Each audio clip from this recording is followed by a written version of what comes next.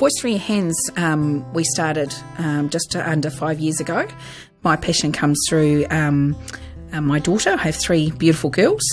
One of them has Down syndrome and has difficulty with speech, and we managed to give her a voice through her hands, and we realised that there was a lot of people out there that could have the same opportunities that she did. So that's why we wanted to set up Voice Through Your Hands and really advocate the importance of communication. From when we set up Voice Through Your Hands before to what we're doing now, we thought we needed to promote the importance of New Zealand Sign Language and also to teach New Zealand Sign Language. But as it turns out, we don't need to teach New Zealand Sign Language.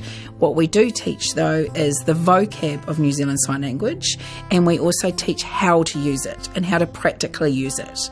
Because you could go to night school and learn all those wonderful signs, which we totally recommend. You go to night school and learn full NZSL from a deaf tutor. But using those signs that you've just learned in a day-to-day basis, like when you're cooking tea and you've got your children around you, or you've got a classroom full of 30 children and you've got a couple of students that need to use sign, well, how do you actually practically do that on a day-to-day basis? So what our organisation gives is those resources to support them in that and to show them that it's not hard, and it's just signing is just really a formal way of gesturing. So it's just that next step. We offer support to families, advocacy.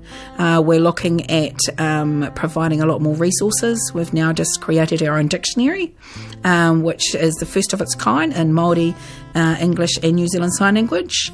And so we're embracing all our languages that we use here in New Zealand. And we're now looking at other resources that schools and early childhoods and families may want and need to be able to get that communication out to the whole community. So we're forever growing and flexible with the future of where we're going.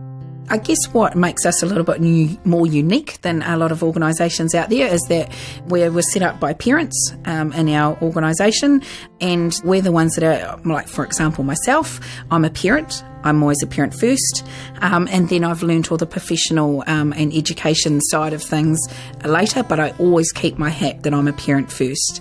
So I know what it's like to actually use visual communication and New Zealand Sign Language on a day-to-day basis, and I know what it's like to have families not too sure why you're using sign when your child's hearing, and I know what it's like to try and get a school or early childhood centre to embrace using sign language. I know what it's like to get the local girls' brigade or cheerleading community organisations to embrace having your child involved.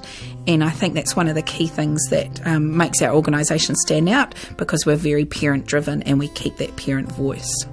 The best thing I love about this job is when they, when people get that moment where they go, oh, is that what you're talking about? Oh, it's not that hard at all. Because it's not hard. You know, what we're doing is really only the next steps up of gesturing.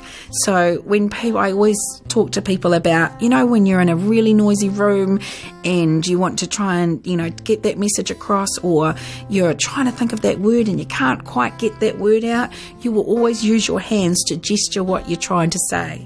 And that's all we're doing. Well, it's only a follow-on from that. And then we're using the vocab of New Zealand Sign Language so that we're all communicating from the same base of language. So that's what I really enjoy. And when I get families say to me, you know, oh, now that we're using sign language, you know, my child's speaking more clearly, they're reading more, those are the times that just keep me going every day, is when I hear of those stories and I go, that's why I do what I do.